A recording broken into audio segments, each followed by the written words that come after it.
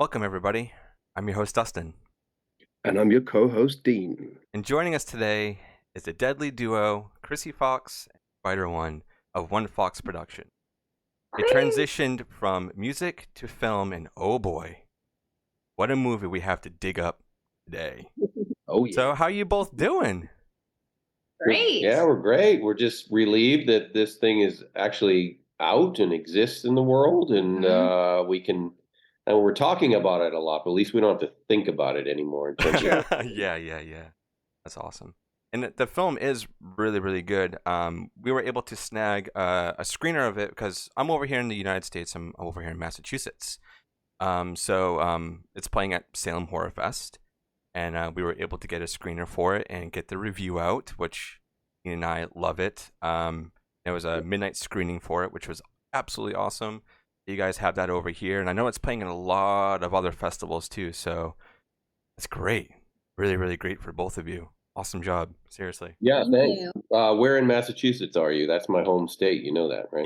Yep. I'm in Taunton. so short. Oh, dude, you never go to Taunton. No. It sucks over here, man. There's no accent though. What's going on there? You working hard at? It comes out every now and then. It does. It definitely does. I try not to.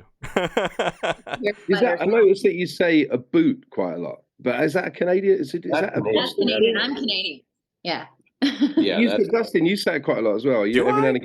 Honestly, I don't even realize it. It's possible that I do. The trick to the New England accent is you just never pronounce the letter R. Yeah. Right. R is ka. Yeah. Yard is yad. You know. It's just but the weird one is hus. Well, my parents have a real I'm from north Haverhill, which is north. Yeah. That's some crazy shit. My parents, instead of saying horse, they say like Hus. It took me so long to figure out what she was saying. I was like, potato is like potato. It's just crazy. Yeah, it's crazy over here in Massachusetts. Like every single like city and town has like their own dialect. It's crazy. Yeah. Absolutely crazy. But let's get to talking about your careers. What I always like to do when we have guests on here, everybody knows that you're both musicians. But I like to know where everything kind of started with you. We can talk about the music side if you want, or we can dive into the film aspect, or both. So KRSY, we can start with you, and you can pick whatever you want to talk about. Where did your love for everything kind of begin? Yeah, I mean, I've been an actor since I was a kid, so I started doing that very young. So it started there. I would always write as well, and I was like an English nerd in school and stuff like that. So I was really into music. I would write a lot of lyrics, and I started, dabbling in screenplays when I was younger, and it's kind of how I learned. And then I wrote this song with this band called Theory of a Dead Man called Bad Girlfriend. And it became this huge hit, and it kind of changed the trajectory for me for like a minute. And I became a songwriter and kind of halted on the acting thing for a minute. And I was working with that. I've worked with them on every record since. And I worked with bands like Hailstorm. And then I started my own band, and we toured, and we toured with Power Man and Marilyn Manson. And so and then I really started missing film, and we would be making music videos and things like that. And when the pandemic first hit and we didn't know what was going to happen, I was like, we both were like, let's just make stuff, and so I made my first short film, and so did Spider. And then it kind of grew from there, and I got deeply back into acting and producing and editing. I do all the post on the films, and directing. I directed 2 features as well. And yeah, it's just kind of spiraled from there. We haven't really stopped since that started. No, it's been crazy. Yeah. Awesome. So I've just been getting into Knee-High Fox. You guys kick ass, man. Really cool. Thank you. Yeah, we have so much fun. It was a really necessary thing for me, because when I was songwriting, you kind of have to fit in the box depending on what the band is that you're working with. And I would push it as much as I could, but I really needed an outlet to just be able to make music, anything I want, say anything I want, do anything I want. And that's sort of where Knee-High Fox came from. And, it became this great vehicle. I got to tour all over the place, and I love it. You know, I wouldn't be surprised if I do it again at some point. But yeah, right now just the film stuff is sort of taking over our lives. So Oh yeah. Yeah, well, I mean, it's back and forth, film and music all the time for me. It's like make a film, go on tour, make an album, go on tour, make a film, go on tour. That's But such yeah, a I mean, for creative me, life, though. It's amazing. I mean, you know, I mean, it's an interesting life. It's kind of why I made Allegoria, the first movie, was sort of that So whole good. So statement on survival in a creative lifestyle and how it can really fuck with your head and, you know, in your insecurities and your ego and your, you know, what's it called, imposter syndrome or whatever, oh you know, all yeah, these yeah. trying to navigate living a life like that. And, you know, so that's why that movie was sort of really, you know, a deep connection to that stuff. But yeah, for me, I mean, it was just like growing up in Haverhill, you know, it's like we said, it's the small town in Massachusetts where, you know, the majority of people are born and die there, you know, live and get a job at the factory and and that's it. And I just, from a very young age, just desperately wanted something else. And my window to the world was movies, TV, comic books, music, and it was just showed me that there was something else out there. There were exciting things happening in the world that weren't necessarily outside of my front door. So it really made me passionate about all that kind of stuff. And but you know, like most people that grow up in a small town, you don't have examples of success, so you really don't Mhm. believe that it could ever be you know. You know, I always seem like you know, people making music or in the movies were like different creatures. You know, they were magical people Yeah. from another planet, not me. You know, so I think that's why I always feel like I was always a bit of a late bloomer because I never really believed that I could do it. But then, fortunately, you have moments in your life that things come around that convince you otherwise. You know, in music for me, it was discovering punk rock, you know, because it was these bands that were like, whoa, this isn't the Beatles and Elton John and Led Zeppelin and just stuff that just seemed like way out of reach. This was like some real simple, aggressive stuff that seemed like it was being made by people like me, you know, just knuckleheads who, you know, had no other chance in life. And so, you know, that was a real big thing to put me on a creative path of believing in myself and you know and the same thing with film, you know, that seemed like something just for other people until you finally convince yourself it's like no, I think, you know, this is where I belong too, you know, I have the ability to do this. So it's just about putting in the work and just believing in yourself half the time. Yeah. Yeah. What kind of punk bands you listen to growing up, Spider? Interesting. I mean, you know, all the old classic stuff, Sex Pistols, Ramones, the Clash were like my band. You know, the Clash to me were the epitome of. They're why I wanted to have a band because even though Power Man is not punk rock and it doesn't sound like any of those bands, but just, you know, me seeing the Clash, Joe Strummer and Mick and Paul and all those guys and Combat Boots and just they just had such a swagger and style about them. To me, that was like, oh my God, like they seem like a gang. You know, I want to have my own gang of Yeah. people. So really, those were the bands that started me on that journey. But then that led to you know, the more hardcore underground stuff like the Dead Kennedys and Black Flag and Minor Threat and then there was a great vibrant local scene in Boston of hardcore bands like SSD Control and, you know, the Proletariat and Gangrene and all. And that's when I was like, wow, like I would find these local bands and see these small shows and, you know, at 14, 15 years old. And I was just like, man, I got to be a part of this somehow. And to this day, you know, it's just, I still discover great punk bands, most from Europe. You know, Yeah. America seems to be lacking in that Yeah. scene, but Yeah. Actually, yeah. I played a gig once many years ago with Mick Jones from the Clash. We actually played at the Hammersmith Working Men's Club, and he put on a gig there. We was just a really small band, but we somehow ended up on the bill, and he was stood at the side of the stage and watched the whole gig. Oh wow. And I was so fucking in awe because it's Mick Jones, and I kind of went over to meet him afterwards, and he was like Mr. Burns out of The Simpsons. He was so frail, and I shook his hand, and I was like, "Oh, I don't want to hurt him," because he was so kind of frail, but he was a real gentleman. He was really cool. Oh, that's great. And we did we spent a week with youth from Killing Joke. We kind of recorded an album with youth out in Spain. So yeah, man, I'm really into. I come from all that kind of punk scene. I mean, and I find great. Slaves from England. I think they just changed their name to like. Oh yeah, they're really cool. Yeah, they're good. Oh, cool. And the Mysterines and the Blinders and all these bands. I find these smaller European bands are so good. So there's a good band coming up called Bob Villain. I don't know if you've heard of those guys. No. Listen out for those. They're on the way up. Bob Villain. But yeah, they're doing really good. Ask her a question. I'll be right back. Our 3-year-old is screaming for something. One second. Well, I guess with Chris, we can kind of go on with a little bit more with the music. What bands really inspired you at a young age?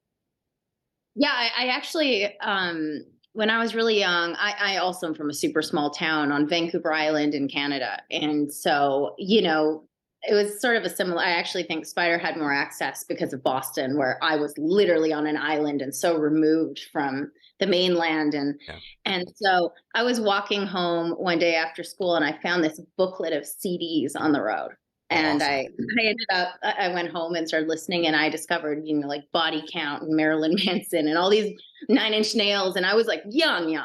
And I was like, wow, because my parents did not listen to that music. So I been exposed to it. And I was like, what the fuck is this? And so I spent hours just going and listening. So whoever dropped that CD booklet really, helped form my mind and my music. But I also really loved, bands like Aerosmith. And actually, it's funny you're talking about your story.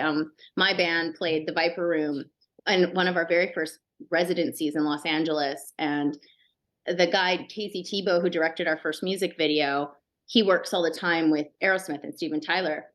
And so I'd met him a couple times, and Steven Tyler came to our show and watched us play. And I was like terrified. I was like, he's like one of the best singers in the world. Also from Boston. Yeah. Also from Boston. Yeah. I actually said that to him, and he's like, where did you think I was from? The moon? I was like, yes, actually. Yeah. Definitely. Steven Tyler's definitely from the moon, man.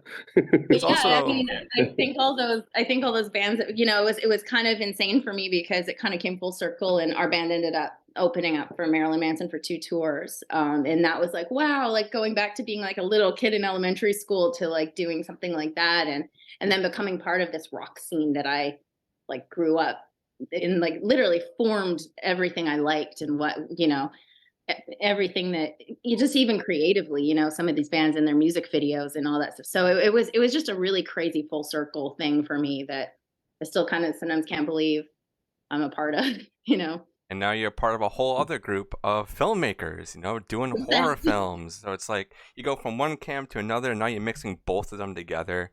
It's so awesome to see. And Allegoria was such a hit film. Like when I went on to Shudder, I was like, this movie is nuts. Dean saw it, he was like, dude, this movie is nuts. Yeah. And then when we were hearing that you were doing another film that was going to be completely different, a lot darker, I was like, I need this in my eyeballs now.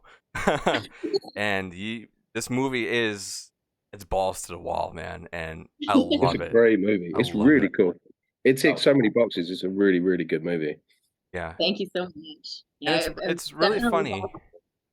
Too. I don't know if this is a spoiler. I'm gonna try not to do any spoilers here, but at the end of the day, it's both of your films. So, when I was going into this, I really thought this was gonna be a cannibal film. Like it was gonna be people eating each other because of the way they was setting up, and then you get that twist, and I was like, what? I'm like, there's no way, because I even told Dean, I'm like, this is gonna be a cannibalistic film, and Dean kind of had the same reaction as well, and then it turns out to be something completely different.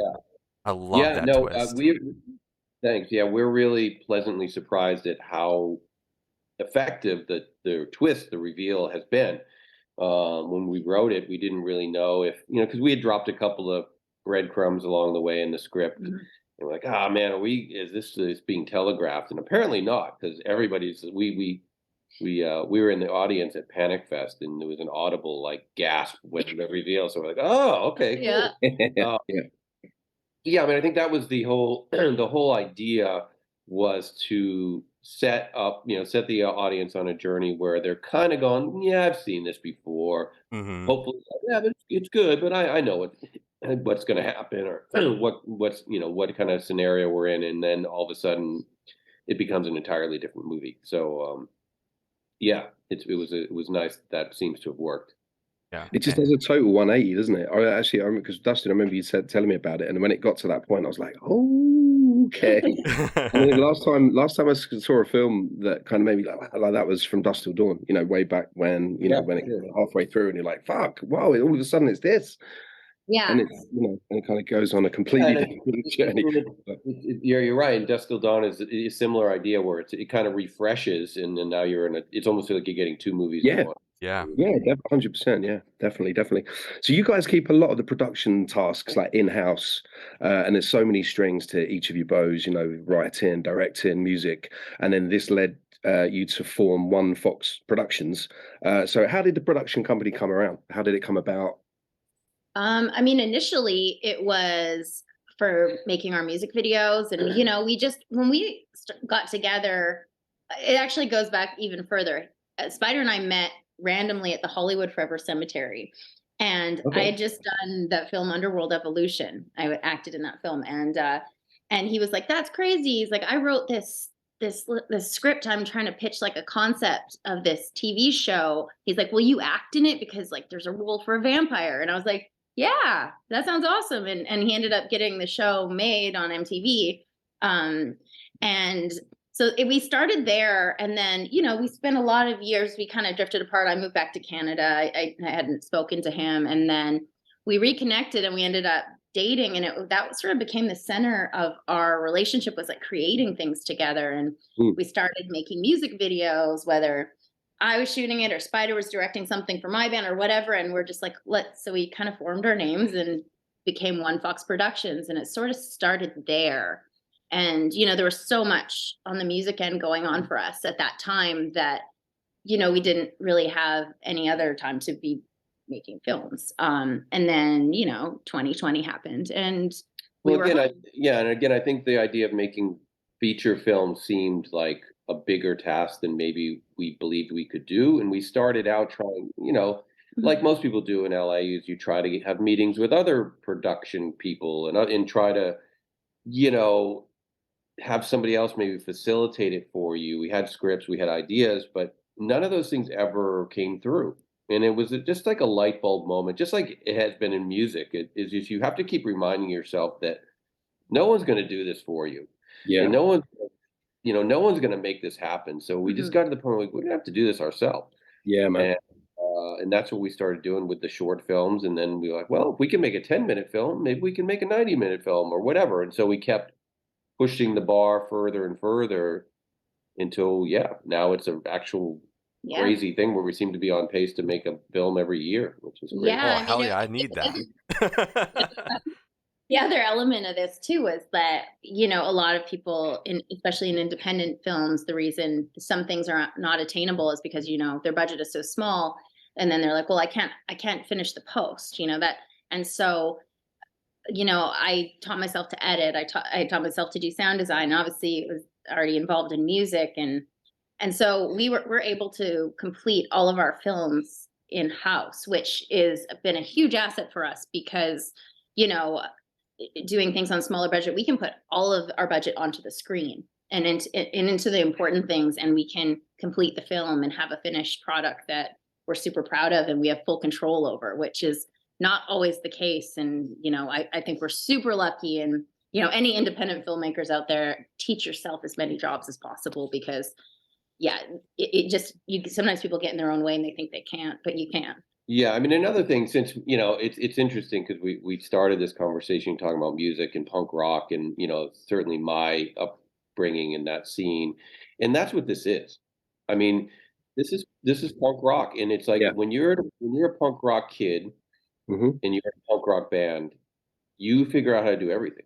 Yep. You don't have a record label. The DIY ethic, isn't it, man? The Yeah, do it you yourself. make your own artwork, you make your own flyers, you super glue your record labels together, you make your own clothes because you can't go buy a t-shirt of your, I remember in high school, I couldn't buy a Minor Threat shirt. So you know what I did? I bought a white t-shirt and a Sharpie and I wrote fucking Minor Threat on it. And I had a Minor Threat t-shirt.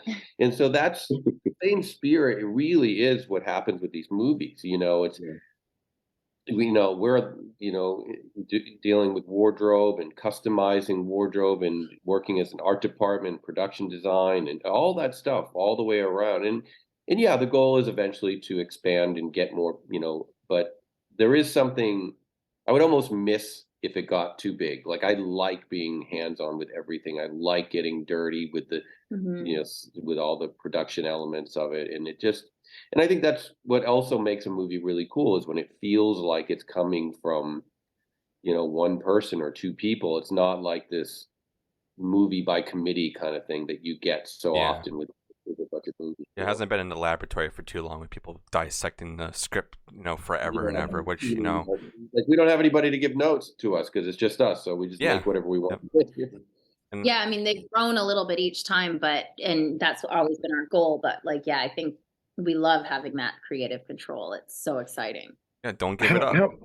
How many roles and tasks do you guys actually take on? Because obviously you wrote it together, Spider, you directed it, Chrissy, you acted in it. Did you kind of then get like a DP on board, a location scout, costume department, or did you guys just try and do as much? No, I mean, we have a DP. We have a guy that we always use, Andy Patch. He's fantastic, and we have a crew of people that we love, and that but no, we location scout. We do all the wardrobe, all the production. We do all the posts. It's easier to say what we don't do than what we do. Right, yeah. we leave traditional credits out of the movie because it would just look stupid because it would just be our names through going. So I mean, what we don't do is we're not the camera department. We're not we don't DP. And we hire people to do effects and makeup and sound on set sound. Other than that. Essentially everything else is in our hands. Yeah, it's overwhelming, like down to just setting up ahead of the production, and we're so prepared, like with the actors and everything else is going, but things like we have all the meals pre-ordered, so they just have to go get picked up. We have this and everything's scheduled to a moment, like to the minute, so that we can make our day. It's already handled.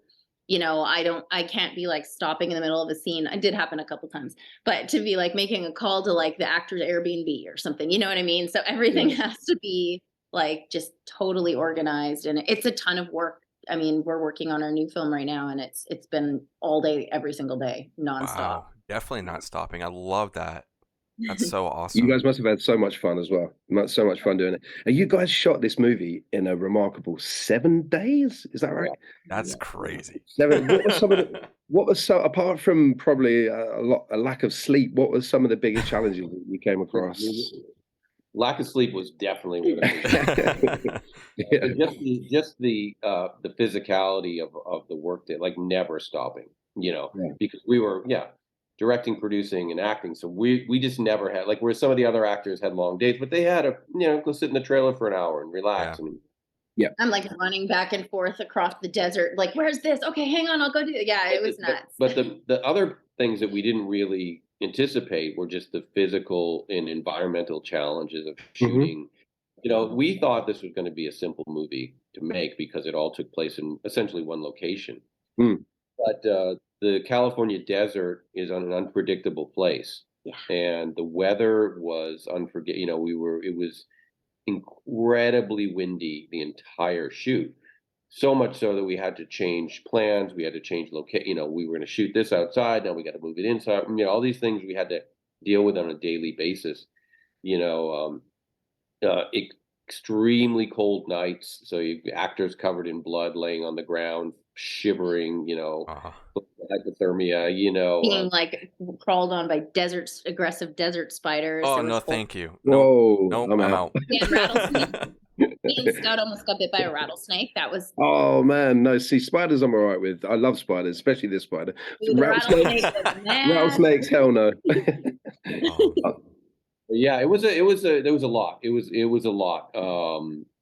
Such where we had, it was when you have extreme wind conditions, it's fucking with the camera because there's sand blowing everywhere. There's fucking with the audio because the microphones sound like they're in a windstorm. It was a lot. Not to mention, like, as actors, like, there's moments of the film where we're actually supposed to look good. Like, we're just getting there. And my face is so dirty. I was like the color of his shirt, like wiping my face. And I'm supposed to be showing up like in a nice white blouse. It was like brown. It was so insane.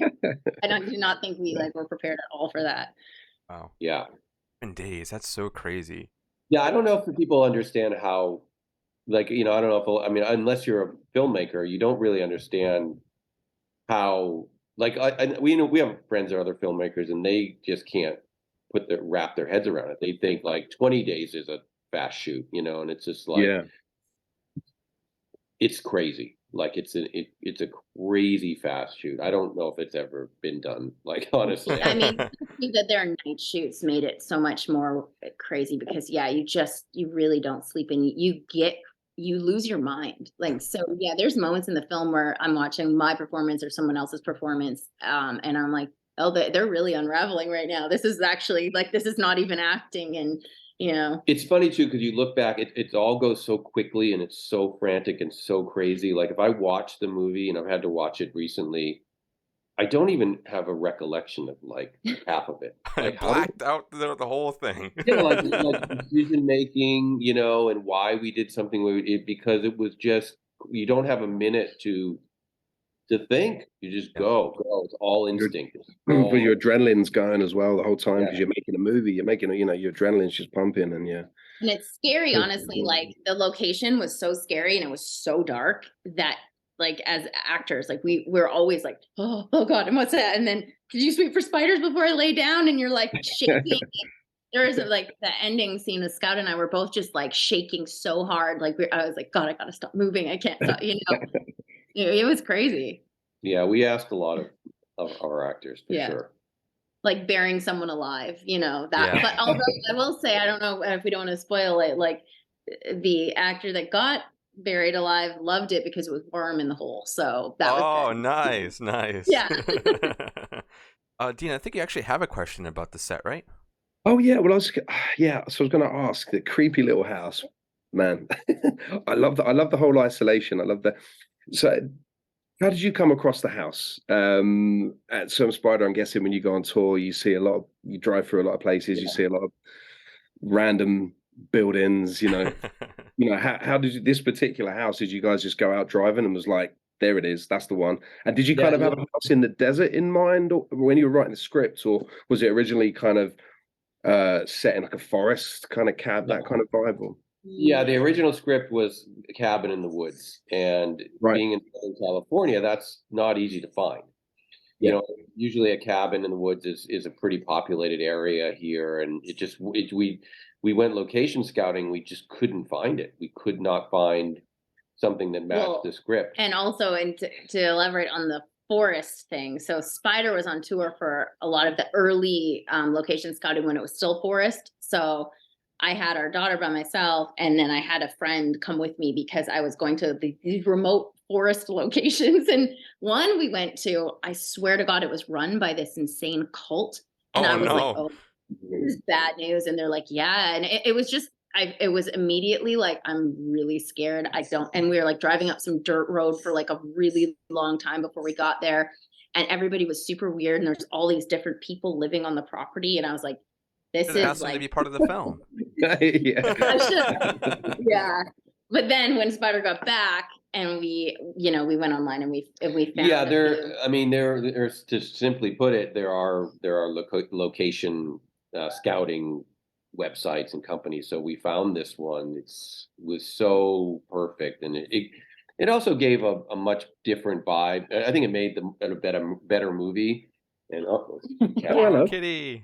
Because I think it just made it feel more isolated and a little more threatening. But you're right, it really does. When you're on tour, and you're rolling down the highway. And in America, you can drive for 6 hours and see nothing Wow. because the country's so vast. But yeah, you'll be driving. And there's that one little house, like with the light on in the Like, middle what the of fuck goes on in there? who fucking lives there and Yeah. what's Yeah. going on. I mean, it's Texas Chainsaw, right? That's his, Oh, yeah. his Yeah. ultimate example of that. And so yeah, this was perfect. I mean, and these were actual real structures that they didn't live in them now, but had been lived in by families. And the secondary house was a house that had been in a flood, and they just left the bones of the house standing. And it did not need a lot of help, man. It looked scary just showing up there. Yeah. So there was no one living in that house no one living in that spot. That was my very first question to the property owner. I was like, "Do you guys live here?" And they're like, "Oh no." Yeah. Like, "Oh, thank God." No, thank you. Yeah, there might be people living there now under the floorboards. It's like It's true. possible. Oh, wow. Oh, man. There's a lot of really good moments in this film, too. But the one that sticks out to me the most is that super high tension scene with, people pointing guns at each other and, like, you have to make these choices. Yeah. Like, how was it acting that out and also writing it? Because, like, it's so batshit that I'm sitting there like I can't even watch this right now. So being there and acting and also putting that to paper, like that's crazy. So whose idea was it to have this like super crazy high tension moment? Yeah, I mean, I'm glad you liked that. That's one of my favorite scenes in the movie Me too. We too. call it the standoff scene. It was Yeah. one of the, Yeah. actually one of the scenes we cut, right? Like It was. Yeah, that was when we knew we're like, okay, this movie's got something because we were really excited. Yeah, shooting it was definitely, that's when you felt like, oh man, I think we got something here because Yeah. the performances are so strong. I'm so happy with this cast, and Dylan, who plays David, is so menacing. Oh yeah.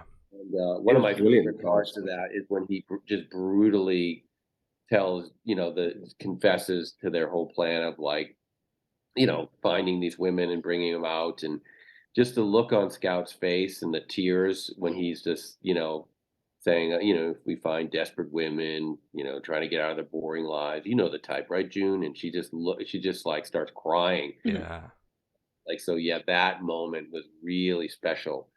And I think on set too, like shooting it, like with the energy of all the actors and everybody having like a different motive and a different job to do in the scene, it felt as intense as it looked. And it was, like I felt all the reactions were very natural because like, you're really as actors becoming these people and you're like, how would this person handle this? And yeah, just, Dylan screaming at me to stop interrupting him. And then also like, imagine like, shooting somebody and you're like this girl has never even probably picked up a gun in her life and she just shot somebody. You know what I mean? And it's like it was just a really really intensely emotional scene. And I think too, like one of the biggest things about this film that we didn't expect from the table reads, because the table reads were hysterical, like we were all laughing and everybody's like we're having the best time, and then we get on set and it's so heavy, and every time somebody died in the film, even the bad guys, we would drive home like dead silent, like so messed up and like by it. And yeah, I think it was affecting us so deeply, and I think all the actors felt the same way. So that scene was very authentic, and I felt like I had someone beat the shit out of me when I went home that night. Wow. And the effects in this film are actually really good too. And when you see like the characters see, certain people die and like how crazy it gets, and then you have the bear trap and like all this other stuff that's going on. I'm just like, what the hell? Like hearing that this was done in 7 days and it was just basically you two doing all this, it feels like such a high budget film. You really like nailed it. Like seriously, like I couldn't even say, yeah, this is made essentially by 2 people. That's it. Like you can't do that with most films. And going into this one, even with like Allegoria, like the movie is so huge that what you guys have, what you captured in this bottle, don't let it out. Don't let it out. Keep it with both of you because you're on to something, seriously. Oh, that's nice. Yeah.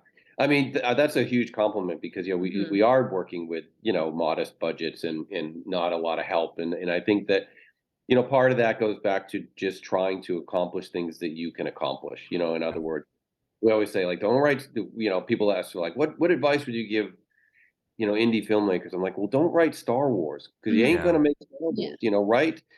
You know, it doesn't cost a lot to have an intense moment between two people in a room. You just got to find great actors. Like, that is not, but that can be more effective than any, you know, car chase or exploding buildings. And, you know, and so I think that's something we always try to keep in mind is, you know, character development. It doesn't cost. It doesn't add to the budget. You know, Oh so man, Tarantino was a master at that in his early films. You know, Reservoir Dogs is a great example of just a bunch of people in a room, great dialogue, high tension scenes, and just a bunch of dudes in a suit. Absolutely. Yeah, Totally. yeah. I think he taught a lot of people that, for sure. Oh, I'm being summoned. No worries. Oh, she needs to put on a princess dress. Continue, guys. Okay. Hey. So I guess I can ask you, Chrissy, as an actor in this film as well, and we can kind of go on both sides of this. So acting side, what was the hardest scene for you to do? Like either emotionally or just physically or all around? Like, was there one scene that sticks out to you the most? It's like, wow, this was so difficult to do.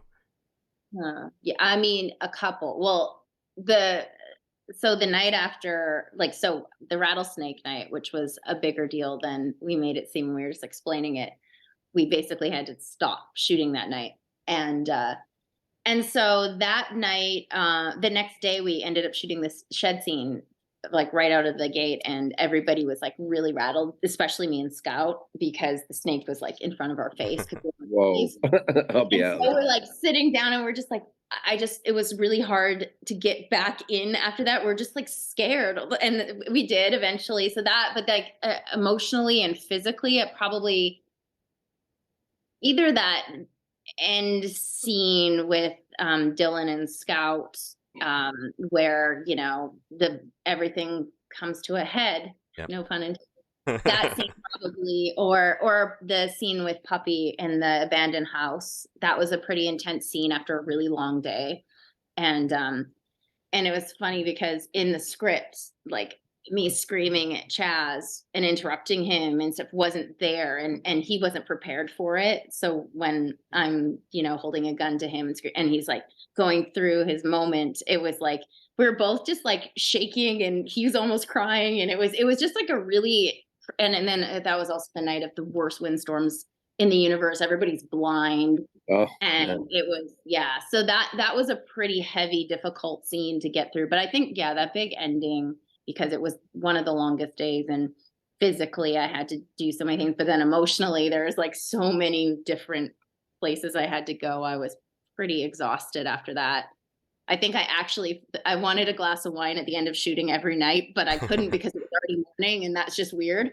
So that morning I actually had a glass of wine. I was like, I don't care that it's 9:30 a.m. I'm doing Just it. do it. Just Take the edge off. Take the edge right off. Yeah. Chrissy, this is another question for you. So the heart of the story, I guess, is kind of the two sisters. So how much of yourself is actually kind of written into the character of Sadie? When you guys were writing, did you write how much of yourself is kind of in that character? A lot. Like, I have two little sisters, and Right. a lot of the scenarios are very close to our relationship, and I'm the oldest. And, you know, it was funny initially when we wrote this character, because it was so close. Like, I'm not quite as insane as Sadie, where like they're neurotic. Yeah, I'm not obsessed with, you know, materialistic things and all this, but I think for that, it was more, I almost didn't want to play Sadie, because I'm like, is this too close to myself? And is this, you know, maybe be more interesting if I played June. But I'm glad we did it this way, because I think every character ended up being an amplified version of themselves. And so this was like a super, super close story to both of us. And Spider knows my sisters as well and knows our relationship. So that was the core of this entire story, and this story we wanted to tell. That was one of the most important things, is to really get across, you know, the friction that can happen between siblings, but also like the deeper love. And at the end of the day, that's all that really matters. Yeah. Sorry, my camera shut off, but I'm still here. I was going to say, we lost Dustin. No, I'm He here. just turned I'm into here. a. Are we boring you? No, my camera's been giving me a lot of problems lately. Use So use a lot of you got a lot of ghoulies going on with that camera, dude. I think it's a new camera as well. yeah, it's a new one. I'm gonna have to bring it in for a exchange or something. But go ahead, Dean. How does the writing process work between you guys? Do you kind of sit in a room together and kind of thrash stuff out, or do you write separately, kind of like Leonard and McCartney, and then it sort of get together and just read each other your notes? Or like they used to go away, write a song, and Paul would come in and go, "What do you think of this, John?" Is it similar kind of thing, or did you just sit in a room together and just kind of come up with ideas? And I think a little of both. I think some of it was initially sort of just talking through a story and some of the potential places it could go. And then it kind of became, she'd go off and write some pages. Oh, let me read what you wrote. And then I'd be like, oh, what if we did this and add this line and take away? And it was kind of a back and forth. And sometimes there'd be some debates on what should happen. And, oh, I love that line. Oh, I hate that line. And, back and forth until we finally came up with the version that we felt like was, a true collaboration. And this one was, particularly interesting and helpful because there was sort of this, battle of the sexes, through line. Yeah. Very helpful to, have a female voice to steer the ship in that regard. And then also with the guys to try, I was having a lot of fun digging into that side of things and giving those guys a little more depth and, some of this pseudo religious thing that David would have in his character and somewhat cult leader mentality. And so, I think it gave us both an opportunity to latch on to certain characters and really dive into them. Yeah, I was going to say, Spider, did you kind of embody the male characters and contribute to more of that side of the dialogue? And KRSY, the same with the female characters? It wasn't like 100% thing where we each took that, but I think for sure, because I feel like it's a matter of trust too. Like, well, listen, I trust that this is how, these girls would act, and I naturally would gravitate to the male characters and in that, and it was cool because then it kind of created this tension in the script too. And it was fun. We were talking about this in a previous interview about how one thing that I'm really proud of with these female characters is how flawed they are, because a lot of times in movies and TV, I think there's a real danger in there, and I don't think that people, I think in a sort of politically correct way, people would frown upon showing warts and all with female characters, because we're rooting for them against these really dangerous characters. But I think it's very realistic to show how messy friendships and family dynamics can be, instead of them just being like girl power, let's all get together. And I like the fact that amongst all they're fighting and they're bickering and they're jealous of each other, and I think it's a really realistic take on relationships. Oh yeah. And I want to go back to the question that I was asking KRSY. I want to ask it for you now, Spider. Was there a scene that was difficult to shoot, whether it be weather conditions or just the vibe was off or anything like that? Was there like one moment that like stuck out to you the most as like, wow, this scene is pretty hard to shoot?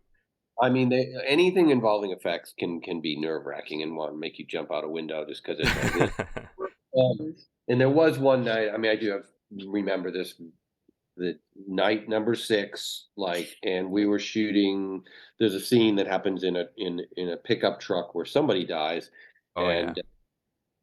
It just the actors were doing great, but we were having a hard time figuring out how to do an effect. And it was at that moment, I almost just threw in the white towel, just I fucking give up.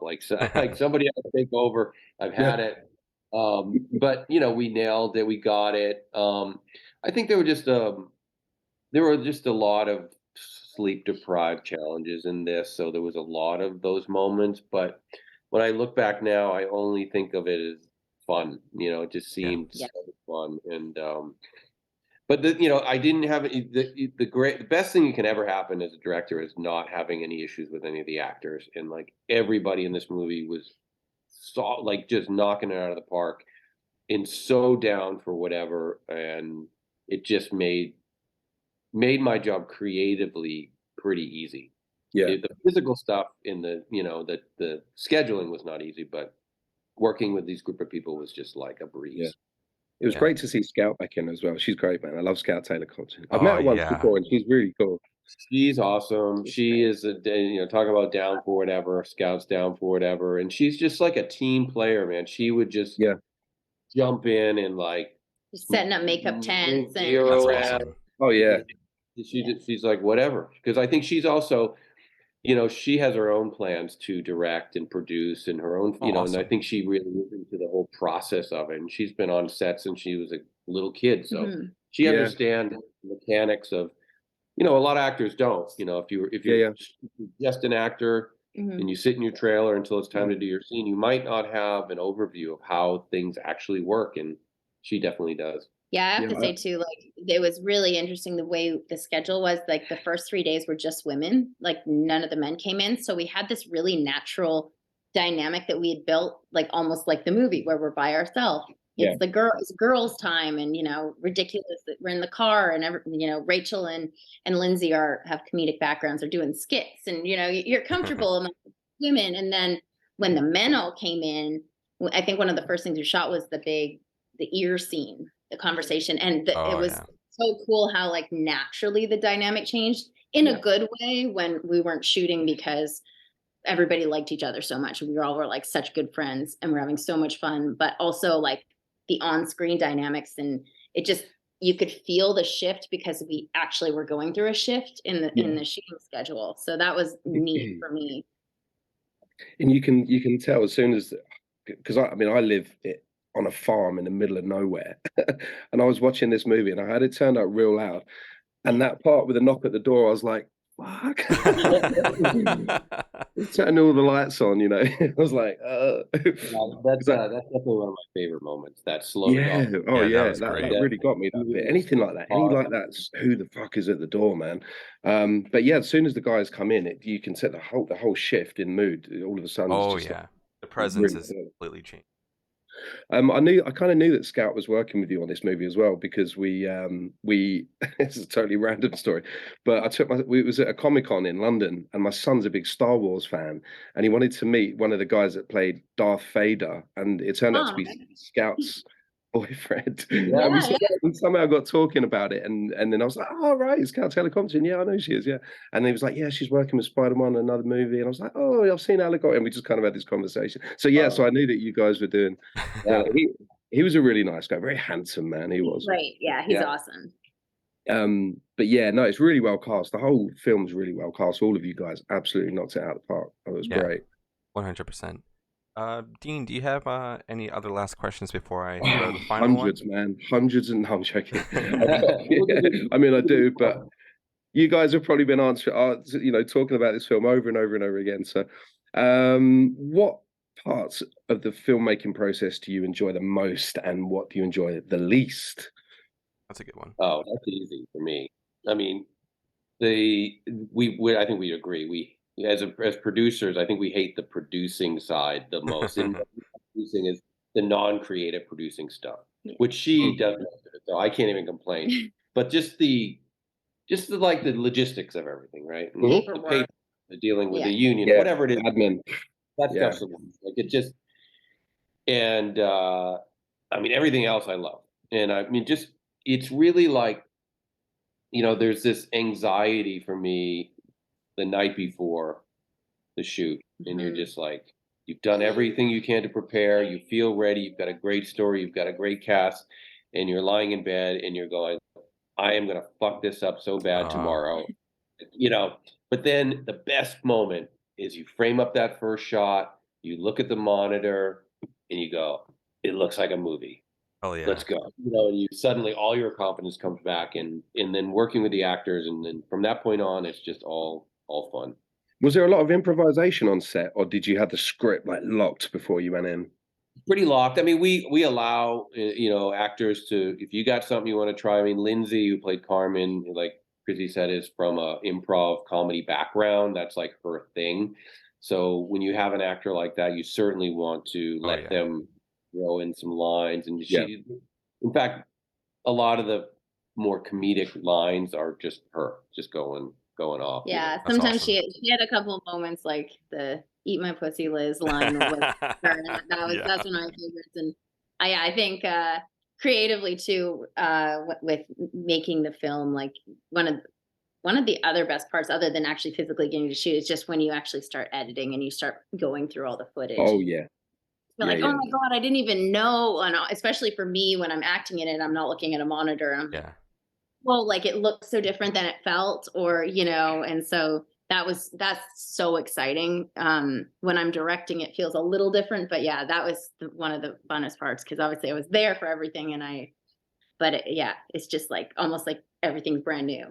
Yeah, I mean, that's a great feeling, because editing though can be daunting. Like when you first start a whole feature, you're just like, you've got a lot to go through. This is not going to work. This is terrible. We just wasted all this time and money. And then slowly something starts to come together, and the scene works. And you're like, oh shit, this might work, and you get really excited again. It's like, it's definitely a roller coaster ride. I mean, it's like making an album, but times 1,000. Making an album the same way. Like, you write a song, you just think you're on track to make the next Sgt. Pepper, and then you write the next song, and you're like, we're the worst band in the world. That sucks. And then you write another, and it's just this. It's a ride of highs and lows, Yeah.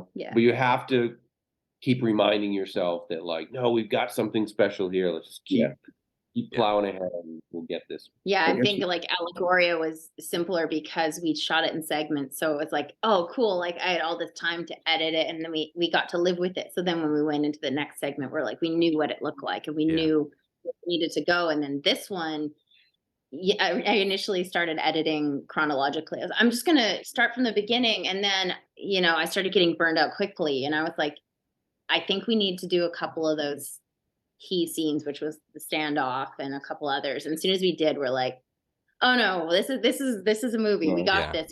Like, and we put music in really early, and a lot of the real sound. And once you get into that, then you're like, okay, I'm really excited. Now we just got to finish this thing and sit in this room for the next month and a half straight.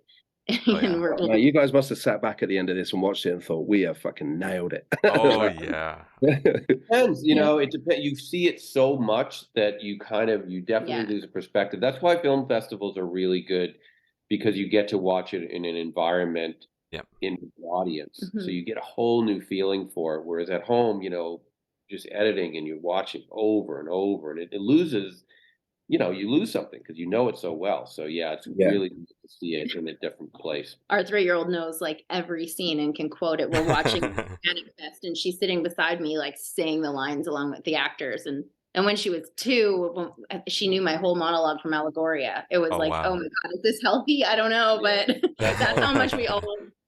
The editing is such a laborious task as well, because you have to get the continuity between every shot. So especially if you're filming on a windy set and the hair's blowing that way, and you cut to a scene and the hair's blowing that way, like, we've got to link that up. But only real film nerds pick that sort of stuff up. Like me. No. So Dustin, over to you, man. Okay. I've literally only got a couple. We don't want to keep you guys for much longer, so I know you're super busy. So I guess we can sort of end off on this one, if you're okay with that one, Dean. Is the ending scene. It really does hit really, really hard in the way that it's shot, and just how the camera is, and you see everybody. It's so beautiful but haunting, and how it ends. Are we going to expect a follow-up? Oh man, we've been talking about it. I feel like we left it the way we left it because we wanted that to be the case. And it's funny, as much as neither one of us want to necessarily dive right back into another Bury the Bride this minute, it's like, we got to start talking about it, because it takes a minute to develop. But we have some really good ideas, I think. And we, Chaz has been calling us daily being like, hey, what about this? And we're like, not here yet. We're doing the movie first. Calm down. Yeah. Yeah, I mean, it definitely is an open-ended thing, but thank you for commenting on the ending, because Yes, that thanks. ending is, if there's a part of the movie that I feel like is most me, because I love, look, I'm a child of Kubrick. I love shit Oh that just yeah. slow burn and just take your time, and so, and it's definitely like the whole idea of that ending sequence was, again, I wanted the tone to shift Mhm. Yep. and feel like you're suddenly in a different movie at the end, and I think we got it, instead of like, I think the obvious route would have been sort of more like the climactic action ending, and we end there. But we sort of do that 20 minutes before that, or Yep. 15 minutes, and then we have a whole different feeling to take us out of the movie that I think is, yeah, more emotional, emotionally satisfying for me Mhm. anyway. So yeah, it seems to be, a lot of people have mentioned the ending and they really like it, because I think it was kind of a big swing that Mhm. people could have been like, oh man, like, yeah. So I was really happy with that ending sequence. It gets really quiet, and after the action of, the middle of the movie. Um, but yeah, sequel, we'll see. We'll see what happens. I mean, Yeah. I mean, a lot of it, if there's a demand for it and people really seem to, I mean, this is a new thing. People seem to really like this movie. I'm used to Oh, people it's talking so shit. Yeah, no, I would love to do a sequel, and yeah, I think that ending, and certainly, the big payoff moment at the very end, it made it feel so creepy and so oh like yeah. you're uncomfortably emotional in a different way than, and I felt like the film, once it really the action starts, it doesn't stop for so long that you're like being punched in the stomach over and over again, that Yep. it was such a like breath. But then also just like you're like, no, this doesn't feel good. Something doesn't feel good, and you feel like you never get to like relax, Well, which is good. it's a cool open-ended thing, because it's like, I love movies that sort of end in a sort of ambiguous way, where you leave the theater or you shut your TV off and you go like, wonder what they're gonna do. Oh yeah, me too. It's not like a sequel ending where, your typical sequel ending where the hand comes out of the water or whatever. Yeah. You're like, oh, it's Big another cliffhanger. monster. Yeah, It's not that kind of a thing. It's just really like leaves you with a lot of questions, like, yeah. what how do these people move on now? What could they possibly do?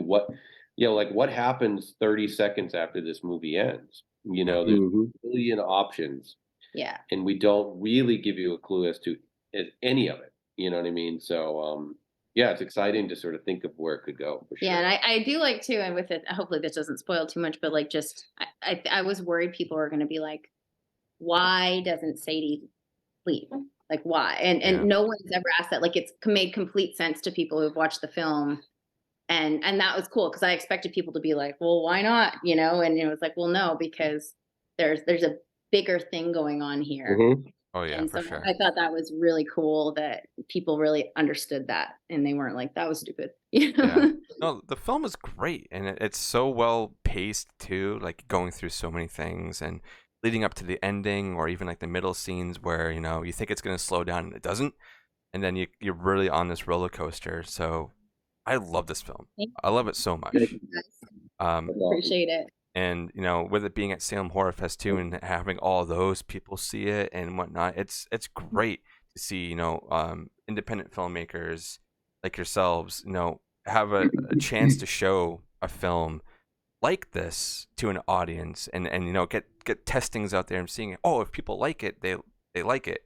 And everybody that I have talked to that has seen this film loved the hell out of it, and I love Oh, that for both awesome. of you. Like, this is such a awesome film. It's so refreshing because of the twist, and like how you work around it and create this new lore that you think you've seen it before, but then you're like, wait a second, this is completely different. I haven't seen this in a film before. They're reworking this in a way that I don't think I've ever seen in a film, which Dee and I talked about in our review. Is brilliant, and I cannot wait to see what you both have next, because I am really hungry for more already. Yeah, and Really I am. mean, I don't even know if we mentioned it, but I mean, people can watch it right now on Tubi, which is Yeah. a streaming platform. I mean, at least in America and Canada. Yeah. Sorry, Dean. But No, this is what I was going to say, guys. We need to get your films over here in the UK, man. yeah, we're They're working missing on out. it. We had some emails about it today, so Yeah. hang tight. Yeah. But yeah, so Tubi is, if people don't know what Tubi is, it's this great streaming platform. They have a massive horror catalog. Yeah. And so it's available right now for free. You don't have to pay a monthly subscription. It's just a free streaming service. And so you got to sit through like a couple commercial blocks, but other than that, it's worth it today. So go watch it. It really is. And thank you, Spider and KRSY, for taking the time out of your day. Out of all these other interviews that you're doing, sorry my camera decided to kill itself. It's actually, watching Bury the Bride right now for some reason. It's in the other room. So, it had to go do its own thing. But this was a huge pinch me moment. I'm a huge Power Man, fan. And I've listened to your music since I was a kid. Having you on here, watching your films, and KRSY, now getting into your music and seeing how you are a creative outside of the music scene for both of you, this is a huge moment. And like, for this to happen is like a dream come true. And I know it's the same thing with Dean too. We can lightly talk about this if you want. I know we're at the 1 hour mark, and I want to let you both go. But Spider, Dean, I know you both are doing a collab right now. So I mean, if you both want to go ahead and talk about that, you have the floor. You want to pitch it, or you want me to pitch it? You're the professor. Go for it, man. You go for it. Well, I got this message from this crazy guy, and he's talked about making hot sauces, and I'm like, hell yeah, I love hot sauce. So we talked about Allegoria and Power Man, and hopefully now Bury the Bride. I mean, if not bury the bourbon, we could bury the hot sauce, bury the bride if we want to do that next. Yeah, Oh yeah, That's a great idea. Yeah, we're working on a line of different hot sauces that are represented of some of these projects, and I'm super excited, and we're trying to get it over to the States, right? And soon. Very soon. Very soon. Extremely soon. Just like you guys are working on getting the movies over here, we're working on getting the hot sauces over there, like ASAP. So yeah. So I don't know if I pitched that well, but that's sort of what we're doing, right? Yeah. Perfect, man. Absolutely perfect. Watch this space for the hot sauce. Hot sauces. Yes. So seriously, thank you both for taking the time out of your day. Dean, thank you for being here out of your busy ass schedule, because you are so fucking busy that for you to even be here to do these interviews when you have time or do movie reviews, like, I appreciate it a lot. And thank you for everybody being a part of this today. This is a huge moment for us. Awesome. Thanks. Thank you. It was so much fun. Thank you, guys. Yep. Yeah, thanks, guys. It was lovely to meet you both as well and chat about the movie. It's absolutely badass. Well, we'll do round 2. Maybe we'll have when it comes out on Blu-ray, we'll do round 2. Oh yeah, you're more than welcome to be on the show at any time. Just send me a message, KRSY. You have my email now, so whenever you want to do anything, it doesn't even have to be films. It could be music related, anything like that. I'm in. Sounds great. I'm over in LA. I've got to go. I'm over in LA in September. I've got to go to the Mystic Museum and just do that's our neighborhood. Let us know. I was there. I'll let you know. Yeah, August there. See. Cool. Okay. Yeah. Kiko runs the place. Kiko. Yeah, let us know. We're around. Yeah, because I'm on tour July, August, but September we should be here. So yeah, cool. We'll get some coffee. Oh, that sounds great. That'd be fantastic. Yeah, cool. Awesome. All right. Thanks, guys. Yeah, thanks, thank you. guys. I'll let everybody off the hook now, and thank you all so much for being here, and we'll catch everybody on the next one. Take care, guys. Bye.